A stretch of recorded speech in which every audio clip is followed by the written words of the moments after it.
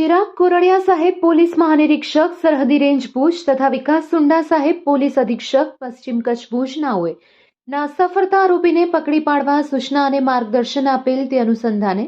Local crime branch પશ્ચિમ કચ્છ ભુજના incharge police inspector HR Jethi તથા police sub inspector JB Jadav સાહેબના માર્ગદર્શન હેઠળ લોકલ ક્રાઇમ બ્રાન્ચના પોલીસ હેડ કોન્સ્ટેબલ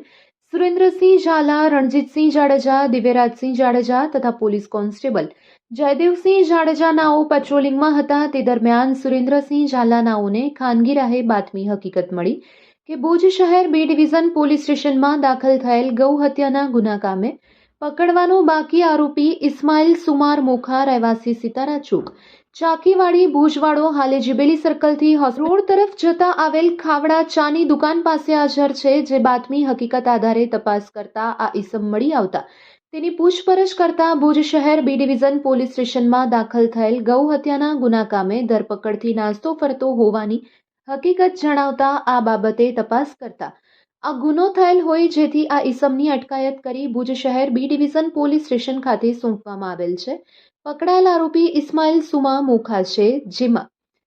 આ સમગ્ર કામગીરીમાં પશ્ચિમ કચ્છ ભુજ લોકલ ક્રાઇમ બ્રાન્ચના સ્ટાફના માણસો જોડાયા હતા.